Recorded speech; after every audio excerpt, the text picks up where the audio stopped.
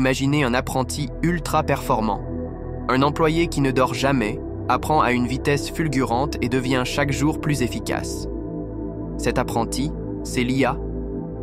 Au départ, une intelligence artificielle, c'est juste un programme informatique, un peu comme un enfant qui découvre le monde. Pour apprendre, elle a besoin d'exemples, de données. Beaucoup de données.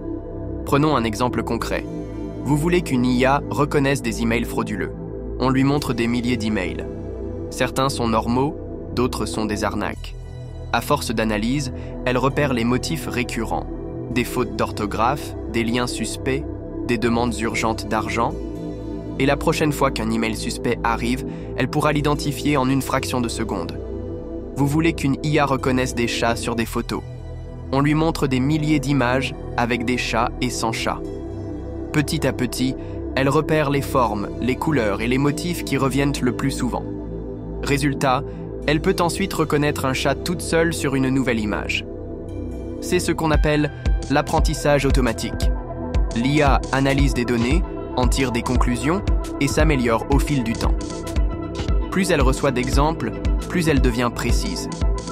C'est ainsi que fonctionnent les IA qu'on utilise au quotidien. Netflix vous recommande des films en analysant vos goûts et ceux des autres spectateurs.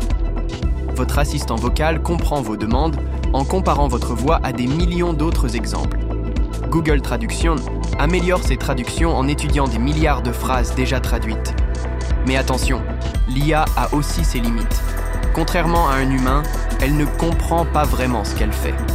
Elle analyse des modèles, mais n'a ni intuition ni bon sens. Elle peut se tromper si les données sont biaisées. Par exemple, une IA qui apprend avec des images de chats noirs pourrait avoir du mal à reconnaître un chat blanc. Elle manque de créativité. Elle peut générer du texte, mais ne va pas inventer une idée totalement nouvelle.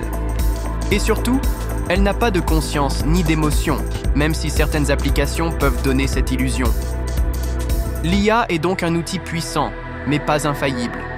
Elle nous aide au quotidien, mais elle dépend toujours des humains pour lui donner du sens et corriger ses erreurs. Alors, faut-il en avoir peur ? Pas forcément. Mais mieux on comprend comment elle fonctionne, mieux on sait l'utiliser intelligemment.